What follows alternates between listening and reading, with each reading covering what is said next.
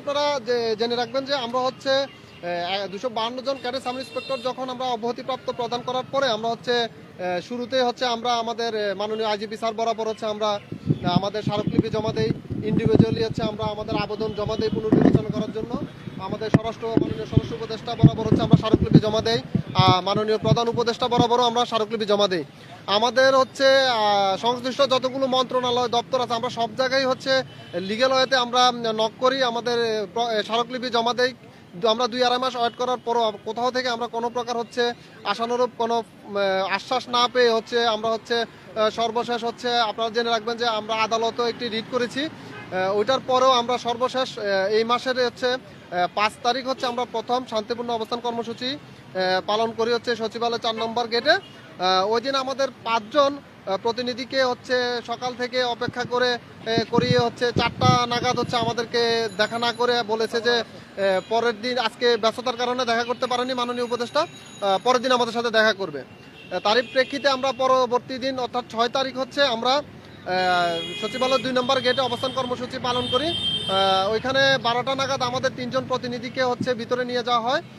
সেখানে জননিরাপত্তা বিভাগের সিনিয়র সচিব জনাব নাসিমুল গনি স্যার আমাদেরকে প্রতিনিধির সাথে কথা বলেছেন, সবকিছু শুনে উনি হচ্ছে আমাদেরকে আশ্বস্ত করেছেন যে আমাদের বিষয়টা পুনর্বিবেচনা করার জন্য, ও আল্লাহর দোহাই দিয়ে বলেছেন যে পুনর্বিবেচনা করার জন্য উনি ওনার দিক থেকে সর্বোচ্চ চেষ্টা করবেন এবং আমাদেরকে একটা ফিডব্যাক জানাবেন। তারই প্রেক্ষিতে আমরা 6 তারিখে হচ্ছে 4টায় একটা প্রেস রিলিজ করি।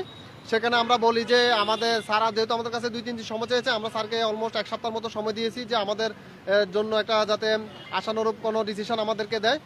কিন্তু আমরা 12 তারিখ পর্যন্ত আমরা কোনো প্রকার আশানুরূপ কোনো সিদ্ধান্ত আমাদেরকে দেওয়া হয়নি, যার ফলশ্রুতিতে আমরা হচ্ছে 13 তারিখ আমাদের পূর্ব ঘোষিত কর্মসূচি আমরা আজকে অনুযায়ী আমরা আজকে এখানে সচিবালয় 2 নম্বর গেটে আমরা আবার শান্তিপূর্ণ অবস্থান কর্মসূচিতে অংশগ্রহণ করে অবস্থান নেই।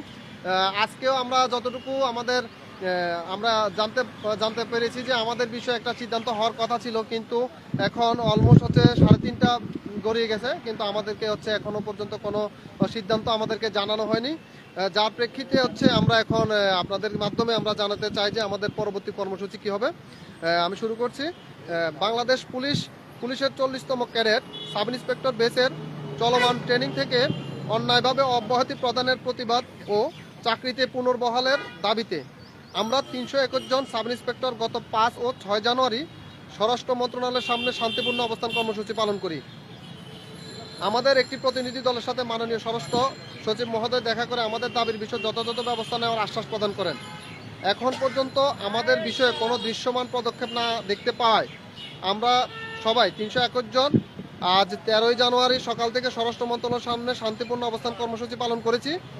সকাল থেকে অপেক্ষা করেও এখন পর্যন্ত যথাযথ কর্তৃপক্ষের কোনো সুনির্দিষ্ট আশ্বাস না পাওয়ায় আমরা আমাদের পরবর্তী কর্মসূচি হিসেবে চাকরিতে পুনর্বহাল না করা পর্যন্ত এখন থেকে আমরণ কর্মসূচি পালন করার সিদ্ধান্ত নিয়েছি। এটা আমাদেরকে পুনর্বহাল না করা পর্যন্ত আমরা আমাদের এই কর্মসূচি অব্যাহত রাখবো। অর্থাৎ এখন থেকে আপনাদের প্রেস রিলিজ শেষ হওয়ার পর থেকে আমরা আমরণ অনশন কর্মসূচিতে অবস্থান করব। এটাই হচ্ছে আমাদের পক্ষ থেকে পরবর্তী কর্মসূচির সিদ্ধান্ত। ধন্যবাদ সবাইকে। আমরা সচিবালয় যেখানে অবস্থান করতেছি এখনো পর্যন্ত আমরা এখানেই আমরণ কর্মসূচির এই জায়গাটাতেই আমরা আমরণ কর্মসূচি অবস্থান করব, সচিবালয় 2 নম্বর গেট। না, আমাদের দাবি না পূরণ হওয়া পর্যন্ত, আমাদের চাকরিতে পুনর্বহালের যে প্রজ্ঞাপনটি জারি না হওয়া পর্যন্ত আমরা এখানে আমাদের আমরণ অনশন কর্মসূচি চালিয়ে যাব। আপনাদের যে এলিগেশন আনা হয়েছিল এবং আপনাদের যে কারণ দর্শানোর নোটিশ দেওয়া হয়েছিল সেই বিষয়টা ক্লিয়ার করবেন, সেই বিষয়টা কি ছিল আর কি আপনাদের কি কারণে আসলে আপনারা সবাই হয়তো অনেকে অবগত আছেন বিষয়টাতে, আমরা বারবার হচ্ছে মিডিয়াতে আমরা বিষয়গুলো অবগত করেছি। আসলে যে ঘটনাটা সূত্রপাত সেটা হলো অক্টোবরের 1 তারিখ 2024 হচ্ছে 40তম এএসপি প্রফেশনালদের পাসিং আউট প্যারেডের প্র্যাকটিস চলতেছিল। সেখানে হচ্ছে আমরা ক্যাডেট হচ্ছে অলমোস্ট 600 ক্যাডেট ওই পাসিং প্যারেডের অংশ ছিলাম। তো প্রতিদিনকার মতো আমরা ওই দিনও পাসিং প্যারেডের প্র্যাকটিস চলমান ছিল। আপনারা জানেন যে পাসিং প্যারেডে সকালবেলায় 2টা সেশন হয়, ওই 2টা সেশনে একটা সেশনের পরে হচ্ছে নাস্তার জন্য 20 মিনিট 25 মিনিট একটা ব্রেক দেওয়া হয়। ওই মাঠের পাশেই হচ্ছে আমাদেরকে নাস্তা পরিবেশন করা হয়। আমরা নাস্তা শেষ করে উইদিন 25 মিনিটের মধ্যে আমরা আবার প্যারেড গ্রাউন্ডে অবস্থান করি পরবর্তী সেশনের জন্য। 1 তারিখেও সেম ঘটনাই ঘটেছে, আমাদেরকে যে নাস্তা পরিবেশন করা হয়েছে আমরা সেই নাস্তা গ্রহণ করে যথাসময়ে আমরা প্যারেড গ্রাউন্ডে উপস্থিত হয়ে আমরা পরবর্তী সেশনটা আমরা সম্পন্ন করেছি। আপনারা যদি একাডেমি কর্তৃপক্ষের কাছে জানতে চান যে আমাদের যে পরবর্তী সেশন ইভেন ওই দিন বিকালের যে সেশনটা ছিল সেটা আমরা কমপ্লিট করেছি কিনা, একাডেমিতে যেহেতু সিসিটিভি ক্যামেরা দ্বারা নিয়ন্ত্রণ করা হয়, তো সুতরাং সেখানে সেই এভিডেন্সগুলো তো থাকার কথা যে আমরা কি কোনো প্রকার উচ্ছৃঙ্খলা করেছি কিনা, বিশৃঙ্খল কোনো পরিবেশ সৃষ্টি করেছি কিনা, সেটা তো অবশ্যই থাকবে। তো সেদিনে 1 তারিখে যে ইস্যুটা দেখা হয়েছে, আমরা নাস্তা না করে হইচই করে আমরা হচ্ছে বিশৃঙ্খল পরিস্থিতি সৃষ্টি করেছি, সেটার জন্য আমাদের 202 জন ক্যাডেটকে হচ্ছে সর্বপ্রথম হচ্ছে 8 তারিখ ক্লাস আওয়ার 12টার সময় শোকজ করা হয়। ইভেন 1 ঘন্টা পরে আবার 50 জনকে শোকজ করা হয়। তাদের বিরুদ্ধে এলিগেশনটা যেটা ছিল যে তারা মাঠে হচ্ছে হইচই করে যথাসময়ে মাঠ ত্যাগ করেনি। তো এরপরে হচ্ছে আপনার যে 58 জনকে যে শোকজ করা হয়েছিল, সেখানে তাদেরকে বিরুদ্ধে যে এলিগেশনটা ছিল সেটা ছিল তারা হচ্ছে ক্লাস, আমাদের সাবেক প্রিন্সিপাল জনাব নাজিবুর রহমান স্যারের একটা কম্বাইন্ড ক্লাস চলছিল, ওই ক্লাসে তারা ঠিকভাবে না বসে ক্লাসে হচ্ছে হইচই করে ক্লাসের বিশৃঙ্খল পরিস্থিতি সৃষ্টি করেছিল।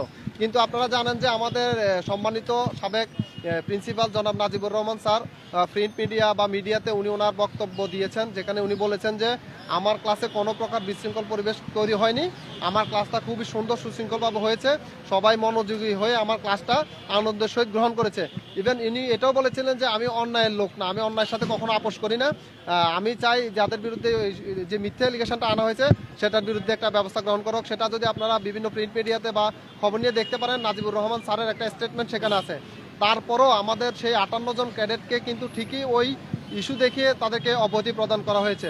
তার পরবর্তীতে 18 অক্টোবর যদি আপনারা দেখেন, 3 জন ক্যাডেটকে ক্লাসে যাওয়ার সময় ঠিকভাবে হাঁটেনি, মার্চ করে হাঁটেনি দেখে ওদেরকে ওই ইস্যু দেখিয়ে ওদেরকে হচ্ছে অবধি দেওয়া হয়েছে। সর্বশেষ হচ্ছে আপনার 1 জানুয়ারি যে 8 জনকে অবধি দেওয়া হয়েছে অলমোস্ট 14.5 মাস ট্রেনিং সম্পন্ন করার পরে, যেখানে একাডেমির 125 বছরের ইতিহাসে কখনো এরকম কোনো ঘটনা ঘটেনি যে 1 বছরের ট্রেনিং 14.5 মাসে গিয়ে পৌঁছিয়েছে। 14.5 মাস ট্রেনিং করার পরও ওদেরকে হচ্ছে আপনার এলিগেশন, ওদের বিরুদ্ধে যে এলিগেশনটা আনা হয়েছে সেটা হচ্ছে ওরা মাঠে হচ্ছে উচ্চস্বরে কথা বলেছেন। তো আসলে এই বিষয়গুলো যদি আপনাদেরকে আমি আমার দিক থেকে বলি, সেটা হচ্ছে এইসব অভিযোগগুলোর আসলে কোনো সত্যতা নেই, কোনো প্রাসঙ্গিকতা বা কোনো যৌক্তিকতা নেই। এসব এলিগেশন আসলে চাকরি থেকে অব্যাহতি দেওয়ার জন্য মানে একটা অজুহাত মাত্র।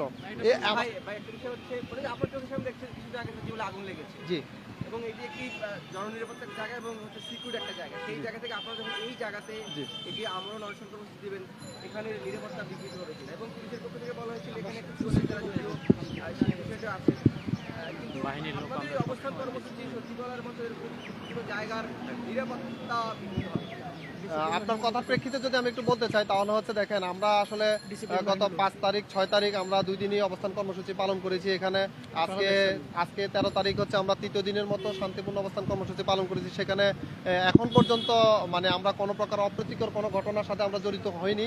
আপনারা এটাও জানবেন যে আমরা একটা ডিসিপ্লিন বাহিনীর লোক, আমরা অলমোস্ট 1 বছর ট্রেনিং করে আমরা পাবলিক অর্ডার ম্যানেজমেন্ট হতে শুরু করে ডিসিপ্লিনের কোনো ইস্যু নেই যেটা আমরা শিখিনি বা যেটা আমাদেরকে শেখানো হয়নি। সুতরাং আমাদের পক্ষ থেকে আপনাদেরকে অতটুকু আমরা এনশিওর করতে চাই যে আমাদের পক্ষ থেকে এমন কোনো অপ্রীতিকর কোনো ঘটনা ঘটবে না, মানে বিশৃঙ্খল পরিবেশ সৃষ্টি হয় এরকম কোনো ঘটনা আমাদের দিক থেকে আশা করি হবে না। আপনাদেরকে আরও একটু বলে রাখি, সেখানে আপনারা দেখবেন যে 43তম বিসিএস প্রজ্ঞাপন থেকে বাদ পড়ারাও কিন্তু সেম এখানেই ওরা কিন্তু অবস্থান নিয়ে দাবি করে ওদের যে বিষয়টা সেটা কিন্তু ওরা প্রজ্ঞাপন আকারে বের করে ওরা ঠিকই আদায় করে নিয়েছে। কিন্তু তাদের আরো 2.5 মাস আগে আপনি যদি লক্ষ্য করবেন যে আমাদেরকে অবধি দেওয়া হয়। এই বৈষম্যহীন বাংলাদেশের প্রথম বৈষম্য শিকার আমরা 40তম ক্যাডেট সাব ইন্সপেক্টররাই। কিন্তু আমরা প্রত্যেকটা দপ্তরে কিন্তু আমরা ঘুরেছি। আমরা কিন্তু রাস্তায় দাঁড়ানোর লোক না, রাস্তায় দাঁড়িয়ে থাকার কথা না আমাদের আজকে। আমরা কিন্তু বাকিদের মতো এখন পাসিং আউট প্যারেড করে আমাদের যে ইউনিটে পদায়ন করার কথা, আমরা কিন্তু লিগ্যাল হয়তো আপনি দেখবেন আমরা কিন্তু 2.5 মাস ধরে কিন্তু সকলের দুয়ারে কিন্তু আমরা ঘুরেছি। এমন কোনো দপ্তর নেই যেখানে আমরা যাইনি, এমন কোনো লোক নেই যেখানে আমরা যাইনি। আমরা প্রত্যেকটা জায়গায় একাধিকবার নক করেছি, আমাদের স্মারকলিপি আমরা একাধিকবার জমা দিয়েছি, কিন্তু আসলে কেউ আমাদের বিষয়ে মানে অতটুকু রেসপন্স তারা আমাদেরকে করেনি। তো সেখানে আমরা আসলে মানে আমাদের আর কোনো উপায় নেই, আমাদের আসলে আর কোনো পথ জানা নেই। আমাদের আসলে বাবা মায়ের সামনে যে আমরা যে আমাদের দাঁড়াবো গিয়ে ওই সৎ সাহসটুকু আমাদের নেই। আমি cadet sub inspector Mohammad Alamgir Hossain.